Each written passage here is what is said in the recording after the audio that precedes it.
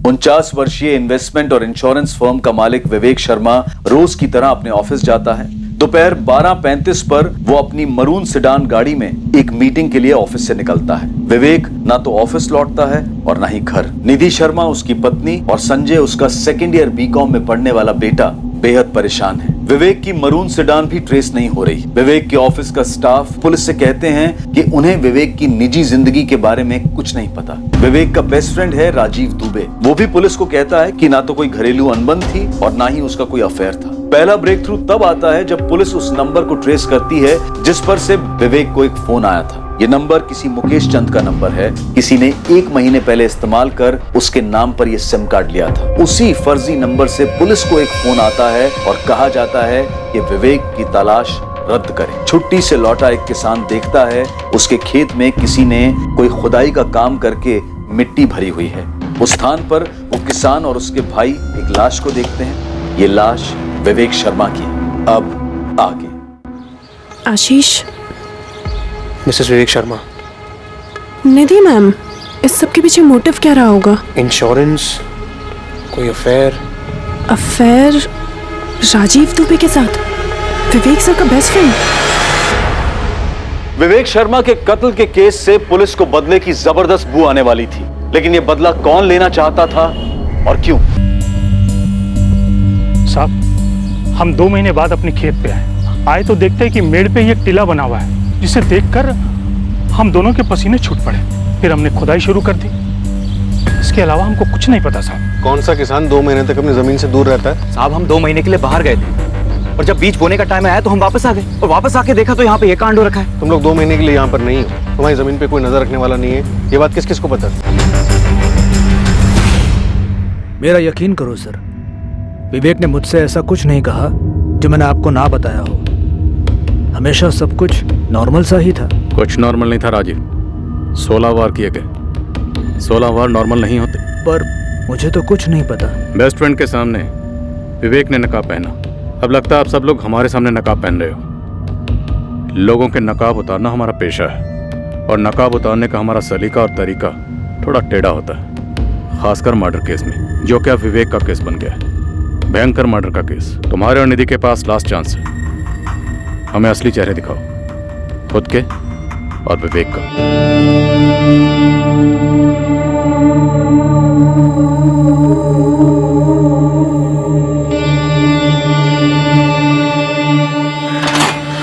Police ने मुझे पूछताछ के लिए बुलाया है। बुलाया तो मुझे भी है। एंड श्योर रागिनी और काजल को भी बुलाया होगा। मतलब हम चारों से अलग अलग बात कर रहे हैं? हाँ तो करने दो। हम जो जानते हैं, जो अभी तक कहते आए हैं, आगे भी वही कहेंगे। सर, वो 2 किसान भाई मुश्ताक और जावेद, दोनों का कहना है कि उन्हें कोई अंदाजा नहीं है कि उनकी जमीन का इस्तेमाल किसने किया विवेक को दफनाने के लिए। उनके आसपास किसी का विवेक से कोई कनेक्शन? दूर का ही सही। वही तो हैरत की बात है सर। पूरे गांव में क्वेश्चनिंग थी, लेकिन किसी ने विवेक का नाम तक नहीं सुना और किसी का इंश्योरेंस या इन्वेस्टमेंट से कोई लेना देना नहीं। 99.99% ये इनसाइड जॉब। ये मर्डर किसी अंदर वाले ने किया। अब ये अंदर वाला या तो घर में से कोई है या ऑफिस से।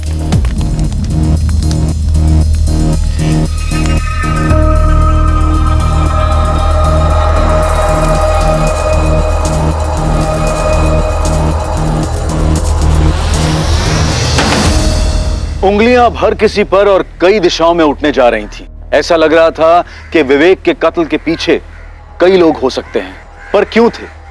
इस सवाल का जवाब एक रहस्यमय धुंध में लिपटा था। गीता और आशीष? मेरा शक पक्का है मैम। पर क्यों? बॉडी लैंग्वेज स्टडी कीजिए दोनों की। ठीक उन लोगों की तरह है जो लोग कुछ छिपा रहे होते हैं पर सब सही होने का नकाब पहनते हैं। रागिनी, उस दिन 14 जून की दोपहर जिस मीटिंग के लिए विवेक शर्मा निकला, जिस नंबर से उसे कॉल आया 4448976112, वो सब गीता और आशीष का किया करा है? Exactly ma'am. मुझे ऐसा लगता है कि ये सब उन दोनों की जोड़ तोड़ थी। निधि शर्मा, निधि विवेक शर्मा, और किस बेसिस पे इल्जाम लगा रहे हो तुम दोनों? सर, अभी तो सिर्फ शक है, कोई सबूत नहीं है हमारे पास। हाँ, तुम्हारे शक का बेसिस क्या है? जैसे जैसे विवेक सर का लौटना डिले होता गया, हमारा शक बढ़ता गया सर। उन दोनों के बीच में कोई अनबन थी जो तुम लोगों ने पहले रिपोर्ट नहीं की? नहीं सर, शक तभी हुआ जब विवेक सर के मिसिंग होने के बाद क्लाइंट्स के कॉल पर कॉल आने लगे। सबको अपनी डील क्लोज करनी थी और काम आगे बढ़ाना था। अब चूंकि विवेक सर नहीं थे फैसले लेने के लिए, तो मैंने उनके बेटे संजय को कॉल किया। गीता ने फोन किया था, कह रही थी कि क्लाइंट्स के कॉल पे कॉल आ रहे हैं, किसी को पापा की जगह डील्स करनी पड़ेंगी। और फिर कुछ दिन बाद मुझे निधि मैम का कॉल आया।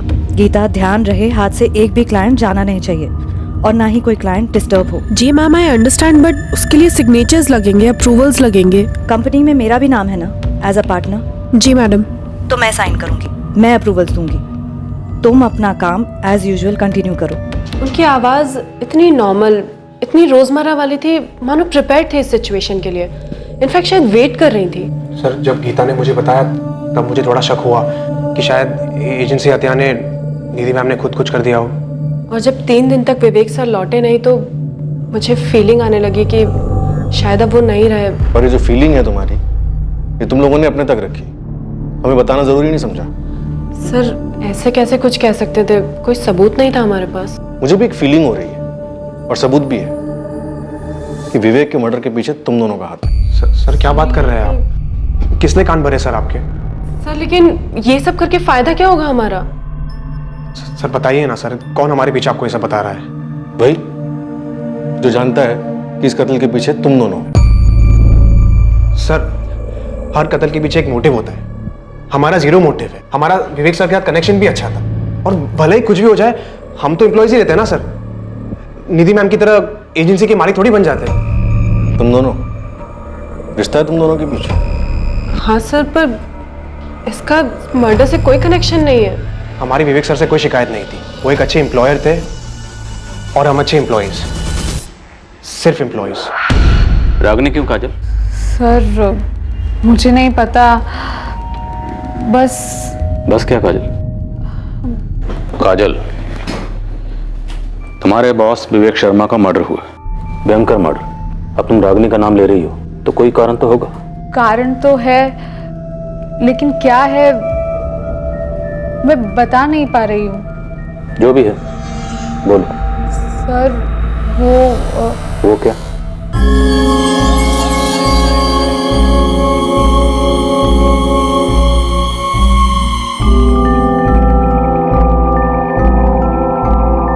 सर वो सब जानती है, मर्डर कैसे होता है, क्यों होता है, आप लोग आगे क्या करेंगे, सब जानती है वो। कैसे? कहने को तो कहती है कि क्राइम शोज देखकर सब पता चला है, लेकिन मुझे ऐसा लग रहा है कि वो इन्वॉल्व्ड है, इसीलिए वो गीता और आशीष के नाम भी ले रही है। तो तुम्हें लगता है कि वो गीता और आशीष का नाम लेकर खुद का जुर्म छुपा रही है? बॉडी लैंग्वेज ठीक उन लोगों की तरह है जो लोग कुछ छिपा रहे होते हैं पर सब सही होने का नकाब पहनते हैं। सबके सब गेम खेल रहे हैं। रागनी कह रही है गीता आशीष, गीता आशीष कह रहे हैं वाइफ निधि शर्मा, और काजल कह रही है कि रागनी मास्टरमाइंड है। सर वो बच्चों की बर्थडे पार्टी में गेम्स नहीं होते, वो पासिंग पार्सल, म्यूजिकल चेयर्स, ये सब के सब ऐसे ही ड्रामा कर रहे हैं। सबके सब एक दूसरे को संदिग्ध बना रहे हैं, पर किसी का भी क्लियर मोटिव समझ में नहीं आ रहा है। जैसे ही विवेक की बॉडी मिली, मिसिंग से केस मर्डर का बना, सबके इक्वेशन बदल गए। सब ऑर्केस्ट्रा में होता है ना, कंडक्टर का इशारा होते ही पहला इंस्ट्रूमेंट बजाता है, फिर दूसरा, तीसरा, फिर सब मिलकर। पर निमिता, सवाल यह है कि ऑर्केस्ट्रा कंडक्ट कौन कर रहा है?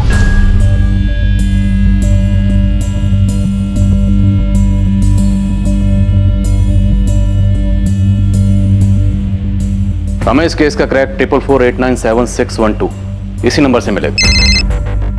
हाय, क्या हाल है? एक मंच तैयार किया गया, 1 महीने के टाइम में एक ऐसी पटकथा लिखी गई जिसमें विवेक शर्मा को फंसाया गया। पर सवाल यह है कि विवेक शर्मा फंसा क्यों?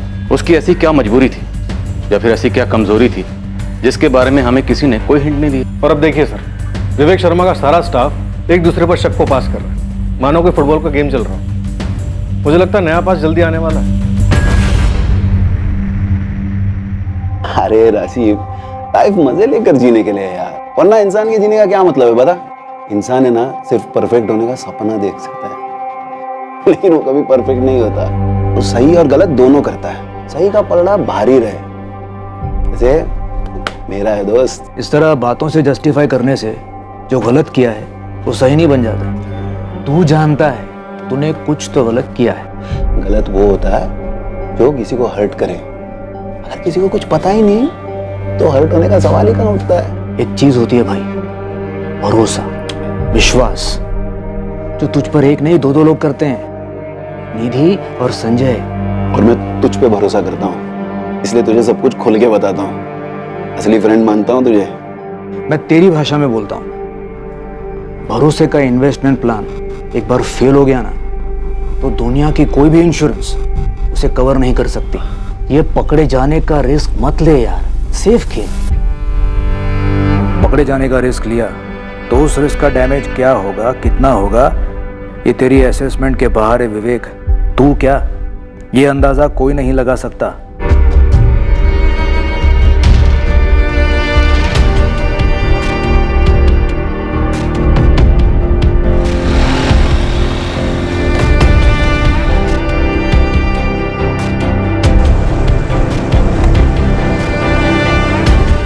जैसा कि पुलिस को शक था, आरोपों का फुटबॉल अब अपने अगले पास के लिए तैयार था। एक ऐसा खुलासा हुआ जिसके बारे में विवेक से जुड़े किसी ने एक बार भी जिक्र नहीं किया था। शायद इन लोगों में से कुछ लोगों को इसके बारे में पता ही नहीं था, और कुछ शायद पता होते हुए भी चुप बैठे रहे थे। इंस्पेक्टर, मुझे थाने आकर कुछ कहना है।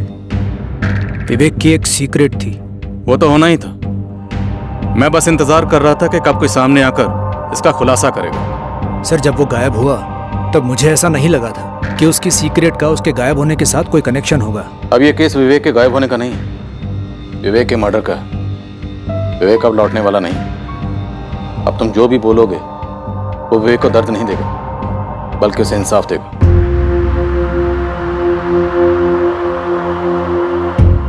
तो झूठ बोल रहा है ना संजय? मैं क्यों झूठ बोलूंगा मम्मी?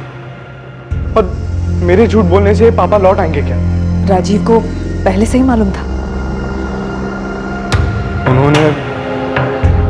उन्होंने 14 जून को ही मुझे सब बताया था, जब पापा घर नहीं लौटे थे। संजय,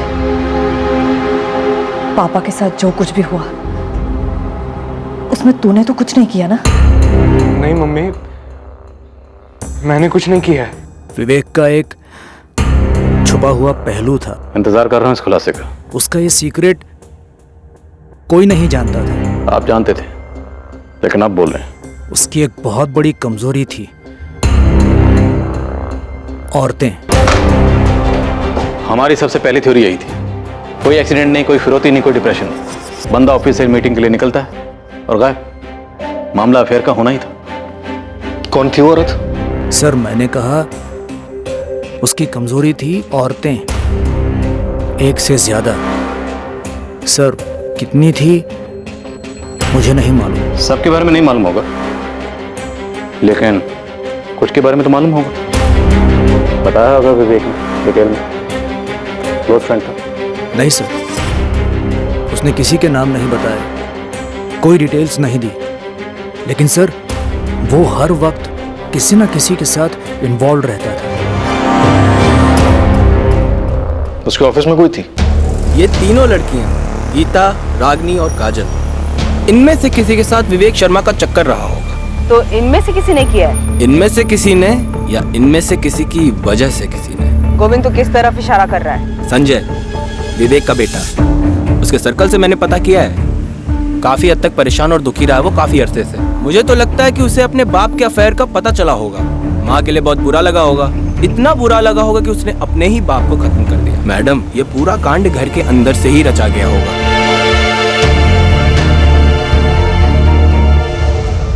राजीव दुबे, पता मुझे क्या लगता है? तुम ये सब कुछ जो कह रहे हो कि विवेक वुमेनाइजर था, दरअसल ये तुम्हारी गुगली है हमें गुमराह करने के लिए। नहीं सर, मैं सच कह रहा हूँ। तुम्हारी गुगली नो बॉल। सच ये है कि विवेक के मर्डर में तुम भी शामिल हो। नहीं सर, बिल्कुल नहीं। सर, विवेक मेरा दोस्त था। इसी दोस्ती की वजह से मैंने निधि को कुछ नहीं बताया। सर, उसे बहुत गहरा जख्म होता। 16 वार विवेक की बॉडी पर 16 गहरे वार किए गए थे। और इतनी नफरत कोई करीबी कर सकता है। एक करीबी निधि थी और दूसरे तुम दोनों ने मिलकर अपने रास्ते का कांटा हटा दिया। नहीं सर। किसके जरिए तुमने विवेक को फांसा था? ये क्या बकवास कर रहे हैं? सुना बकवास? तुमने 1 महीना पहले किसी के जरिए विवेक को दाना डाला था। मिस्टर विवेक, हाँ, हमारी कंपनी ने एक ज़मीन ली है फैक्ट्री डालने के लिए, तो उस ज़मीन के इंश्योरेंस की बात करनी थी। श्योर मिस्टर नीलेश, मार्केट में सबसे बेस्ट ऑफर हम आपको दे सकते हैं विद अ कॉम्प्रिहेंसिव प्लान। आप असेसमेंट के लिए जल्द से जल्द हमारी जमीन कब तक देख सकते हैं? आप बताइए। 1 हफ्ता। डन। आप डेट फिक्स कीजिए, मैं रेडी रहूंगा। जिसको तूने ये काम सौंपा था वही विवेक को उसकी मौत के मुंह तक लेकर गया। मिस्टर विवेक जी, मैं आपका इंतजार करता हूँ। क्या आप आ सकते हैं अभी? हाँ, मैं 10-15 मिनट में निकलूंगा। मिलते हैं वहाँ।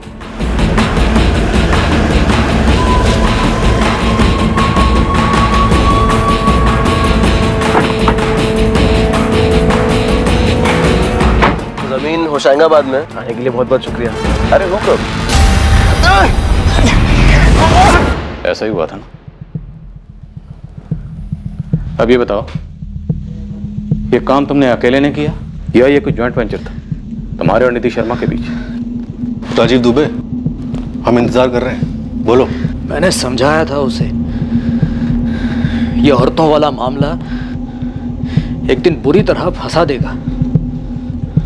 गले में फांसी का फंदा बना ये तूने और निधि शर्मा ने मिलकर उसके गले में डाला था? नहीं सर, बल्कि मैंने तो उसे समझाया था, मैंने उसे नहीं मारा सर। और मुझे पूरा विश्वास है निधि भी ऐसा कुछ नहीं कर सकती सर। क्यों नहीं कर सकती? उसका पति जमाने भर की औरतों के साथ रिश्ते बना रहा था। क्योंकि उसे तो कुछ पता ही नहीं था, और विवेक खुद मुझे ये सब नहीं बताता तो नकाब के पीछे का उसका असली चेहरा आज तक कोई नहीं देख पाता। विवेक को क्यों फंसाया गया, कैसे उसे अपनी मौत की तरफ ले जाया गया, और इस कत्ल का मोटिव अब धीरे धीरे उभरने लगा। ये मोटिव, ये मकसद था विवेक की व्यभिचारी फितरत। पर विवेक के एक वुमनाइजर होने की बात सिर्फ अब जाकर दुनिया के सामने आई थी। इस बात का आभास हो रहा था कि विवेक के लिए जाल बिछाया गया था, लेकिन किसने बिछाया था इस पर अभी रोशनी पड़नी बाकी थी। मर्डर को अंजाम देने के 1 महीने पहले इसकी प्लानिंग की गई थी। विवेक शर्मा को मार डालने की यह प्लानिंग सटीक थी, बारीकी से की गई थी। बिछाया गया जाल मजबूत था और छुपा हुआ भी।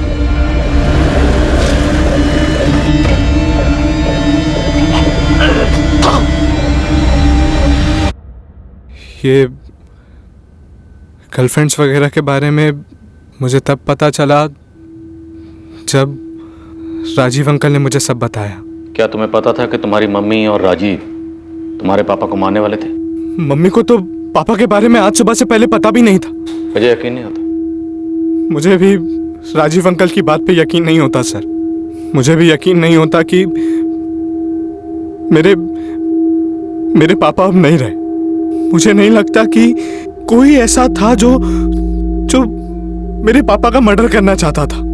मुझे नहीं लगता कि मेरे पापा किसी का बुरा करते, जानबूझ के किसी को हर्ट करते सर। और अगर किया भी था तो क्या मेरे पापा को मारना जरूरी था सर? किसने किया सर? मुझे जानना है कि मेरे पापा के साथ ऐसा किसने किया। कौन थी वो लड़की? क्या नाम है उसका? कोई एक लड़की नहीं थी, मेरा शक है ऑफिस में से कोई है। गीता, रागिनी, काजल या उससे पहले भी कोई और? मुझे पता होता तो मैं बताता ना। राजीव, तुम्हें पहले से पता था कि उसका अफेयर चल रहा है, लेकिन तुमने मुझे नहीं बताया। मैं कैसे बताता? मुझ पे भरोसा करके उसने मुझे बताया। मैं तुमसे कहता तो तुम दोनों की शादी टूट जाती। अभी भी तो टूटी ना राजीव, अब तो सब टूट गया। मैंने कितनी बार समझाने की कोशिश की, वो मानता ही नहीं था। क्यों? क्या कहता था? गलत तब होता है जब किसी को पता हो गलत हुआ है। वो मेरी बात सुनता ही नहीं था। मेरी सुनता? अगर तुमने बताया होता तो।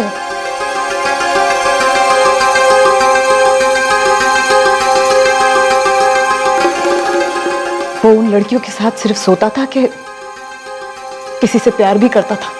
मुझे नहीं लगता वो किसी से प्यार करता था। मेरे बारे में कभी बात करता था प्यार से?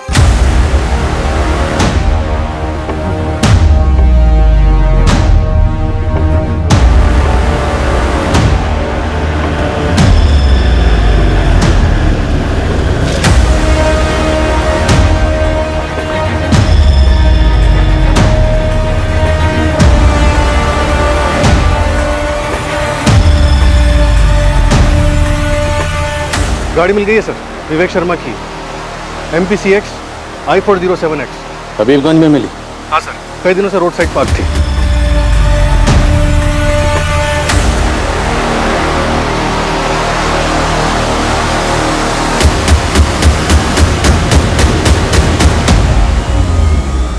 कमल, कत्ल हुआ उबैदुल्लागंज में और दफनाया गया होशंगाबाद में, और विवेक की गाड़ी को ठिकाने लगाया गया हबीबगंज में शातिर प्लानिंग, और इसका सीधा सीधा ताल्लुक विवेक के बेशुमार अफेयर के साथ है। और मुझे लगता है इनमें से कोई एक अफेयर ऑफिस में से किसी के साथ था। और ये तीनों रागिनी, काजल और गीता आपस में बॉल पास करते हैं, किसी पे शक टिकने नहीं दिया। सब तोड़ते हैं तीनों को।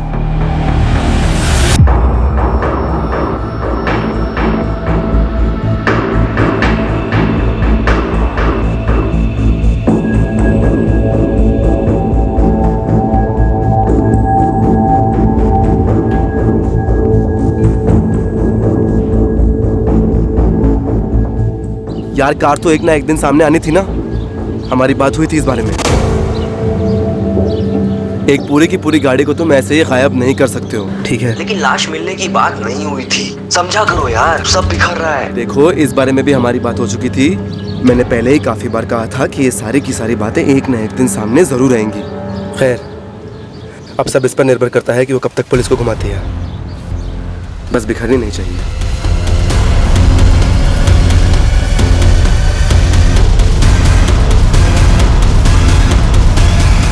मैं कबूल करती हूँ, विवेक सर और मेरा अफेयर था।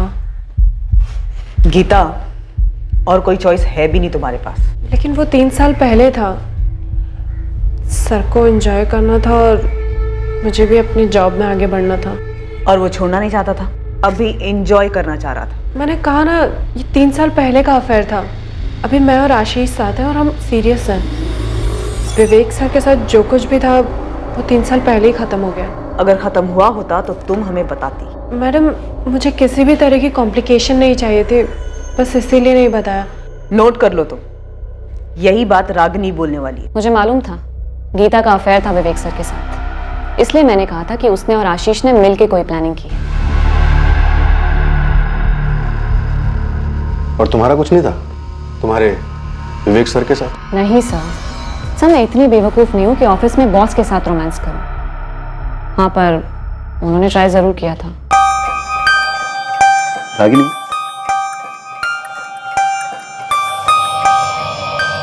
तुम्हें मेरे साथ क्लाइंट मीटिंग के लिए चलना चाहिए। काम फास्टर सीखोगी, ऑफिस के लिए और हमारे फ्यूचर के लिए अच्छा रहेगा। सर, जब मैं फील करूंगी कि मैं रेडी हूँ क्लाइंट मीटिंग्स के लिए, तब मैं ज़रूर चलूंगी।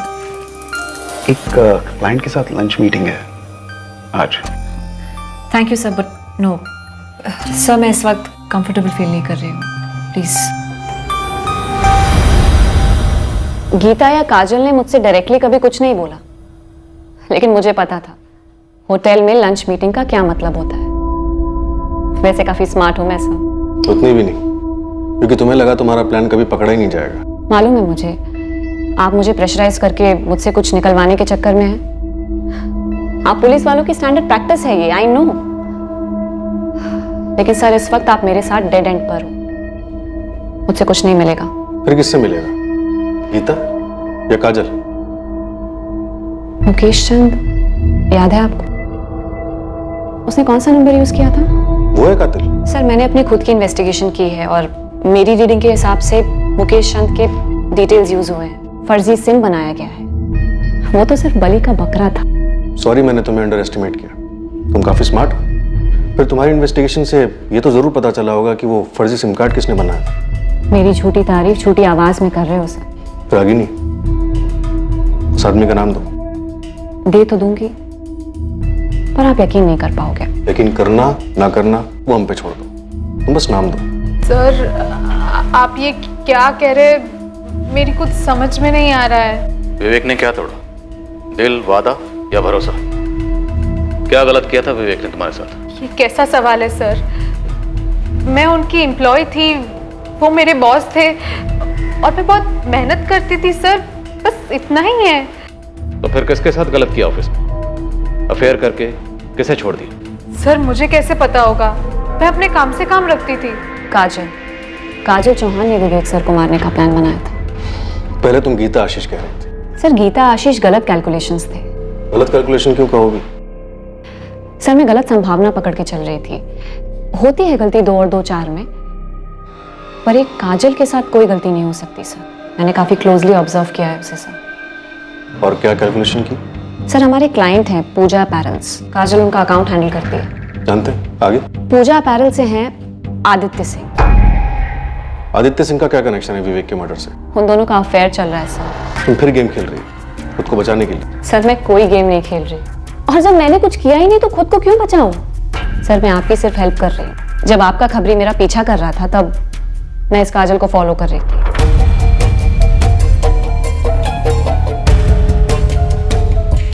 वो ऑफिस मीटिंग्स के अलावा बाहर मिलते हैं। विवेक सर के गायब होने के बाद रोज मिल रहे थे और दोनों काफी नर्वस लग रहे थे। इस काजल का बड़ा भोला भाला चेहरा है सर, लेकिन आप उसके चेहरे पर मत जाइए, वो सिर्फ एक नकाब है।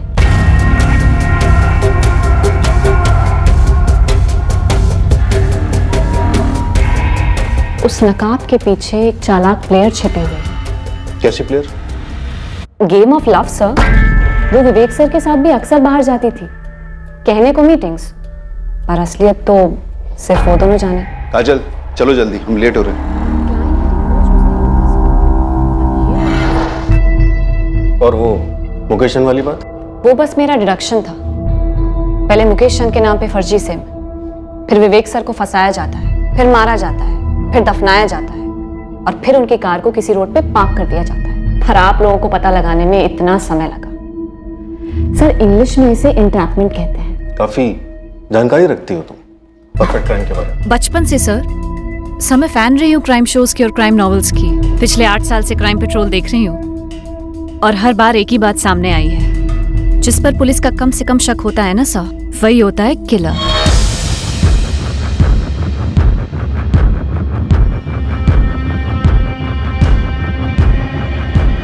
अभी भी संदिग्धों का फुटबॉल पास चल रहा है, लेकिन कोई गोल नजर नहीं आ रहा। और ये गोल जरूर किसी ऑफिस वाले ने स्कोर किया है। रागिनी ने मुकेश चंद का नाम लिया था।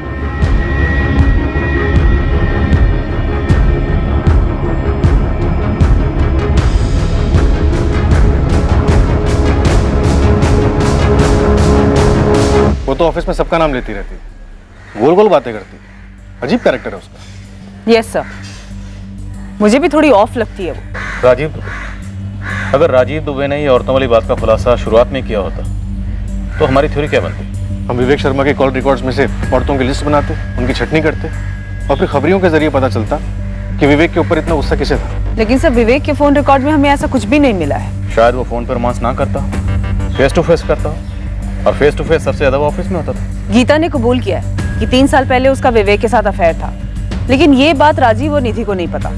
रागिनी ने किसी अफेयर से इनकार किया, लेकिन काजल का नाम लिया। तो काजल हो सकती है। अगर है तो फिर काफी शातिर दिमाग की, इतनी शातिर कि विवेक को फंसाकर उसकी मौत के मुंह तक ले गए। सर मेरी काजल पे ये इन्फॉर्मेशन है कि वो यहाँ अकेली रहती है। ओरिजिनली वो जबलपुर से है और उसका कोई बॉयफ्रेंड नहीं है। सिम कार्ड खरीदा गया हबीबगंज से, विवेक की कार लवारिस मिली हबीबगंज, तो हो सकता है कातिल का कोई कनेक्शन हबीबगंज से हो। वैसे इस रागिनी ने इंटरोगेशन के दौरान एकदम से मुकेश चंद का नाम लिया, तो हबीबगंज में रहने वाले मुकेश चंद के किसी करीबी ने चुपके से मुकेश चंद के डॉक्यूमेंट्स को एक्सेस किया, फर्जी सिम कार्ड खरीदा जो ऑपरेशन में इस्तेमाल हुआ। तो मुकेश चंद का कोई करीबी इस कातिल की साजिश का हिस्सा हो सकता है, या शायद खुद कातिल। और इस मुकेश चंद की जानकारी में थी इस केस को खोलने की चाबी। जरूरी डॉक्यूमेंट्स की फोटोकॉपीज हम अक्सर मिटाते नहीं हैं, जबकि उनका गलत इस्तेमाल होने का खतरा बना रहता है। अक्सर हमें पता तक नहीं होता कि हमारे सर्कल में वो कौन बंदा या बंदी है जिसने हमारी आइडेंटिटी डॉक्यूमेंट्स की कॉपी ली किसी काम से और किसी और ही जगह इस्तेमाल की। फिर से कह रहा हूं, मुझे नहीं मालूम मेरे कागजात का किसने गलत इस्तेमाल किया है। मुकेश चंद कुछ तो याद करो, तुमने अपने कागजात कहां दिए थे, किसे दिए थे? राजीव दुबे, इसे जानते हो? नहीं। संजय शर्मा? नहीं। निधि शर्मा? नहीं। रागिनी, काजल, गीता, इनमें से किसी को? नहीं सर, मैं इन लोगों को नहीं जानता, किसी को भी नहीं। आशीष? नहीं सर। मुकेश चंद, इनमें से किसी को भी नहीं जानते?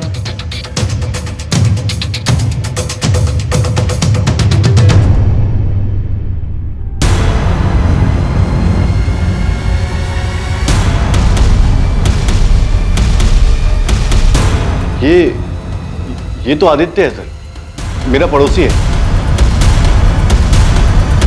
इसने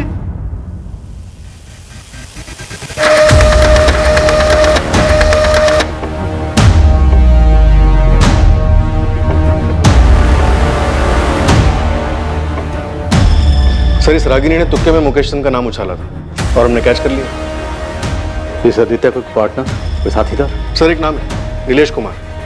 लिस्ट में से कॉल्स कई बार आते जाते रहे। इतना ही नहीं सर, कत्ल वाले दिन दोनों की फोन लोकेशंस उस फर्जी सिम कार्ड वाले फोन से मैच हुई।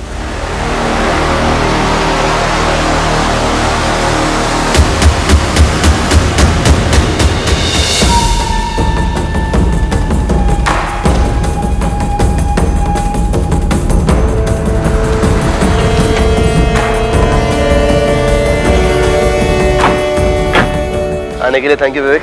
अरे कोई नहीं।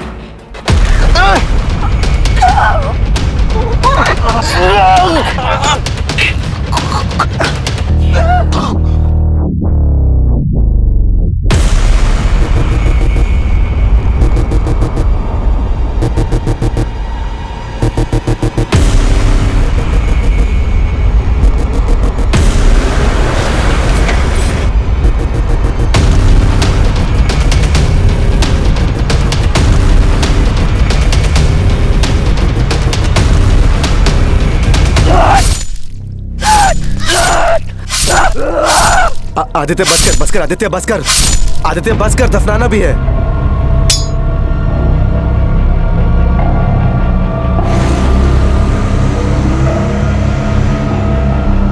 मिला क्या? इसमें कुछ भी नहीं है यार। अरे देख उसके पर्सनल फोल्डर्स में देख, यहाँ पे भी नहीं है। अरे होगा अंदर, देख अच्छे से छान कर।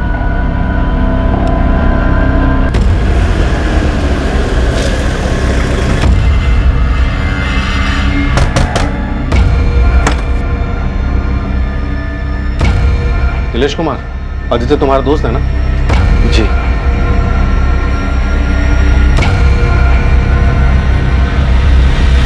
आओ आदित्य, बैठो। क्यों लाया गया मुझे यहाँ? बैठो। पहले बताओ। ओए, बैठ। अरे सर आप पूछिए ना जो पूछना है। चल बैठ बैठ।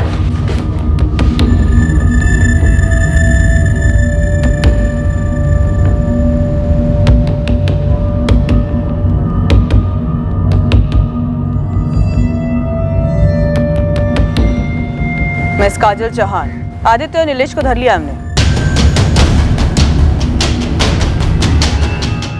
काजल? काजल ने करवाया? आई ऑलमोस्ट न्यू इट कि ये सब काजल ने किया है। लेकिन ये सब कब कैसे हो गया? रागिनी तुम और क्या जानती हो सबके बारे में? मैं और कुछ नहीं जानती, बस मैंने गेस किया था कि ये सब शायद आदित्य और काजल ने किया होगा। काजल? अभी कुछ कंफर्म नहीं है, पुलिस पूछताछ कर रही है। काजल के बॉयफ्रेंड आदित्य और उसके साथ एक और बंदे को अरेस्ट किया है, कोई नीलेश है। काजल, आदित्य, नीलेश, तुम लोगों के खिलाफ हमारे पास बहुत कुछ है, पर तुम लोगों के पास वक्त बहुत कम है, इसलिए जितनी जल्दी बोलोगे तुम लोगों के लिए उतना बेहतर होगा। विवेक शर्मा को तुम लोगों ने क्यों मार डाला? सर वो आदित्य मेरा दोस्त है, मैं बस इसकी हेल्प कर रहा था। मर्डर में और कोई तरीका नहीं है क्या? जब तक विवेक जिंदा है मैं काजल को शादी के लिए नहीं मना पाऊंगा यार। लेकिन यार विवेक को मार देने से अच्छा और आसान उसे छोड़ देना है। और काजल उससे ब्रेकअप क्यों नहीं कर रही है? अरे वो उसे नहीं जाने दे रहा है यार। अबे यार शादीशुदा आदमी है, 19-20 साल का बेटा है उसका। बोलना काजल को धमकी देने के लिए कि वाइफ और बेटे को सब बता दूंगी। अरे नहीं यार, ऐसे नहीं हो सकता। वो डरती है, उसे डर है कि विवेक उसे बर्बाद कर देगा। तुम उसे छोड़ क्यों नहीं देती हो? मैं हमेशा तुम्हें खुश रखूंगा, आई प्रॉमिस। नहीं आदि, मैं चाहती हूँ अभी ये नहीं कर सकती। This is not possible. तुम पूरी तरीके से उसकी मुट्ठी में क्यों हो काजल? वाई? क्योंकि वो है ऐसा, खतरनाक है वो। सबके सामने एक चेहरा है और पीछे कुछ और। मैं जब उससे पहली बार मिली थी, मुझे उसका ये चेहरा दिखा ही नहीं, सिर्फ ये गुडी गुडी मास्क। मेरे पेरेंट्स बीमार हैं, मेरे साथ रहते हैं, उनकी देखभाल में काफ़ी खर्चे थे। मेरे लिए वो जॉब दुनिया की सबसे इम्पोर्टेंट चीज़ थी। और विवेक मुझे सब कुछ ऑफर कर रहा था, सब कुछ।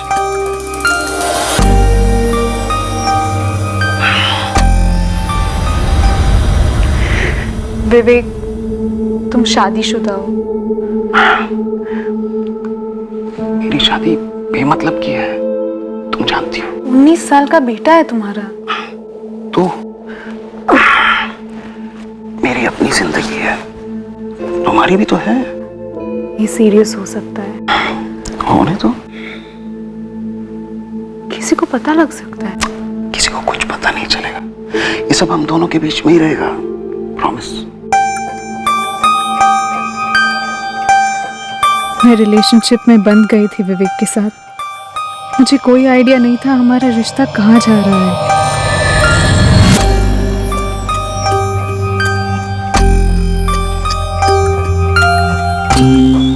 या कम इन।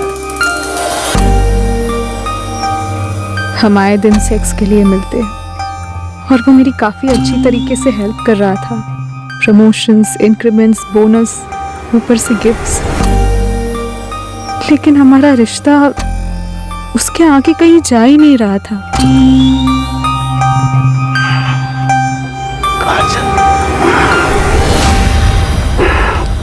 विवेक, मुझसे शादी करोगे? तुम जानती हो मैं शादीशुदा हूँ। मैं ये भी जानती हूँ कि इस बेड पर 3 साल पहले मैं नहीं, गीता हुआ करती थी। इस रिश्ते के बनने से पहले हमारी क्लियर कट बात हुई थी। मैंने कहा था सीरियस हो सकता है और तुमने कहा था होने दो। विवेक, अब मैं हूँ सीरियस तुम्हारे साथ। मैं तुम्हारे साथ पूरी लाइफ शेयर करना चाहती हूँ, सिर्फ 1 घंटे के लिए नहीं। सिर्फ ये 6x6 का बेड शेयर करना नहीं चाहती, मैं पूरा घर, पूरी जिंदगी शेयर करना चाहती हूँ। ये कभी नहीं होगा। तो आज तक इस कमरे में जो होता आया है वो भी अब कभी नहीं होगा। क्यों? कोई और है तुम्हारी लाइफ में? हो सकता है, नहीं भी हो सकता है, लेकिन एक चीज क्लियर है, मैं ऐसे कंटिन्यू करना नहीं चाहती। जहां हमारे रिश्ते की बाउंड्री है 6x6 का बेड है और कुछ नहीं। कौन है वो? कौन है तुम्हारी लाइफ में? वो तुम्हें ब्लैकमेल कर रहा है और तुम उसके हाथों की कठपुतली बने जा रही हो। मैं ऑलरेडी कठपुतली हूँ आदित्य, और वो छोड़ने के लिए तैयार ही नहीं है। तुम किसी और से प्यार करने लगी हो, ब्रेकअप चाहती हो? हाँ। तुम्हें याद है वो वीडियोस जो हम बनाते थे होटल रूम में, सेक्स वाले वीडियोस? वो ब्लैकमेल, धमकी दे रहे हो मुझे विवेक? ना ना ना ना, रियलिटी। तुम मुझे छोड़कर जाने की सोचना भी मत काजल। तुम जहां भी जाओगी ना, मैं तुम्हें ढूंढ निकालूंगा और बर्बाद कर दूंगा। तुम सिर्फ मेरी हो। मैं तुम्हारी प्रॉपर्टी नहीं हूँ विवेक। और याद रखो, तुम्हारी भी एक वाइफ है, एक लड़का है। अगर तुम मुझे बर्बाद कर सकते हो तो मैं भी तुम्हें बर्बाद कर सकती हूँ। बर्बाद? मुझे? तुम्हें वाकई लगता है मुझे बर्बाद किया जा सकता है? चलो बताओ कैसे किया जाएगा? अरे प्लान बताओ, कम ऑन। मैं कभी सोचती सीधे मिसेस शर्मा को मिलकर सब बता दूं, फिर सोचती नहीं कॉल करती हूँ। 1-2 बारी मुझे लगा कि मैं पुलिस में जाकर सब कुछ सच बता दूं, लेकिन ऐसा नहीं कर पाई। तुम मेरी वाइफ को बोलोगी हम दोनों के बारे में? वो एक पिद्दी सी लड़की के लिए अपनी शादी नहीं तोड़ेगी। स्मार्ट है वैसे वो। तुम अगर पुलिस के पास गई ना, मैं उन्हें खरीद लूंगा। वो भी स्मार्ट है। अब तुम्हें स्मार्टली सोचना है कि अगर मैंने वो वीडियोस वायरल किए, मेरा चेहरा तो ब्लर होगा, तुम्हारा, सिर्फ तुम्हारा चेहरा दिखेगा करोड़ों लोगों को और दुनिया के हर कोने में। और तुम्हारा वो जो भी है ना, वो भी तो देखेगा। तुमने उसको वीडियोस बनाने ही क्यों दिए? मुझे थोड़ी पता था कि एक दिन मुझे वो ब्लैकमेल करेगा। उसके पास से वीडियोस वापस लेने का सिर्फ एक ही तरीका है, मार डालो साले को, खत्म कर दो उसे। उसके बाद हम शादी कर लेंगे, एक नए सिरे से अपनी जिंदगी शुरू करेंगे। अब बोल, उसको मारने के अलावा हम दोनों के पास और कोई चॉइस है? कोई प्लान बनाया?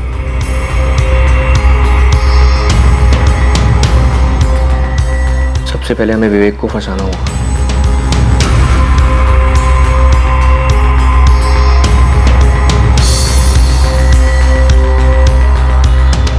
उसे एक बहुत अच्छे बिजनेस प्रपोजल के साथ ललचाना होगा और वो काम करोगे तुम।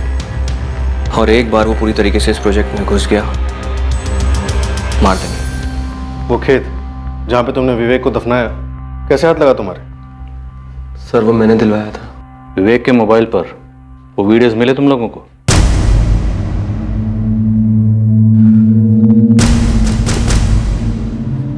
हो गया। हाँ, लेकिन काजल, क्या? तुम दोनों की क्लिप्स नहीं थी उसके फोन में। सिम निकाल दिया इसमें से, मैंने एक बार चेक कर लो। ये कैसे हो सकता है? उसने कहा था उसी के पास है क्लिप्स। हो सकता है उसने कहीं और सेव कर दी और इसमें से डिलीट कर दी हो। उस दिन से टेंशन में हूँ कि मर्डर के अलावा ये क्लिप्स कहीं लीक हुए तो। काजल, तुम्हें विवेक की पत्नी से बात करनी चाहिए थी या फिर पुलिस की मदद लेनी चाहिए थी। समझदारी से तर्क पे तर्क नहीं कर पाई उस समय में, और उसने भी तो इतना बड़ा रिस्क लिया था। शादीशुदा होने के बावजूद मुझे ब्लैकमेल कर रहा था। मैं जिद नहीं कर रही थी शादी के लिए, बस उसके चंगुल से बाहर निकलकर आजाद होना चाहती थी, लेकिन वो छोड़ ही नहीं रहा था। माना विवेक ने तुम्हारे साथ जो किया वो गलत था, लेकिन उस गलत को सही करने के लिए तुम लोगों ने जो तरीका ढूंढा वो भी गलत था। एक ऐसा तरीका जिससे किसी का भला नहीं हो, ना तुम्हारा, ना तुम्हारा, और नीलेश, ना तुम्हारा। अब समझदारी से तर्क वितर्क करने का तो वक्त है नहीं। अब तुम लोगों ने जो किया है उस पर विचार करने का काफी वक्त मिलेगा।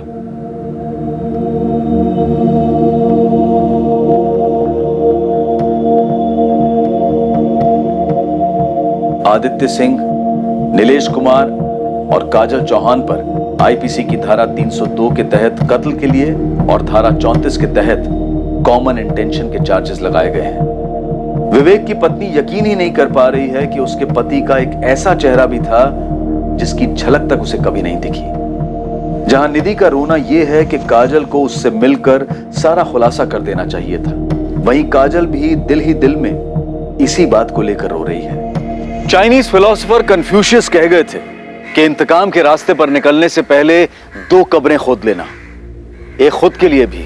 लगभग हर जुर्म जो रोशनी में आता है उन सभी में एक बात कॉमन होती है, और वो है कि आरोपियों की समझदारी से तर्क वितर्क करने की बुद्धि बंद पड़ जाती है और परिणामों के बारे में सोचे बिना वो जुर्म के दलदल में कूद पड़ते हैं। उन्हें ख्याल ही नहीं आता कि उनकी वजह से न जाने और कितनी जिंदगियां बर्बाद हो सकती हैं। जिन जिन केसेस में साधारण लोग शामिल होते हैं उनमें एक बात तो साफ नजर आती है कि उस जुर्म को करने से पहले उनके पास विकल्प था।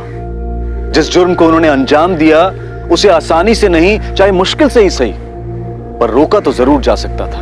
हम सबको ये याद रखना चाहिए कि हालात चाहे कैसे भी हों, पर यह ना सोचें कि तर्क वितर्क की सोच, कॉमन सेंस की सोच, इंसानियत की सोच कभी बेकार जाएगी। कोई भी हालात हम पर इतने हावी नहीं होने चाहिए। हमें सतर्क रहना होगा और किसी भी सूरत में हमें दिमागी शांति की लकीर पार नहीं करनी चाहिए। अब मैं अनूप सोनी आपसे विदा लेता हूं, फिर मुलाकात होगी एक और नए केस के साथ। और याद रखें, क्राइम और आपके बीच में सिर्फ इतना फर्क है कि आप कितने सतर्क हैं। सतर्क रहें, सुरक्षित रहें। जय हिंद।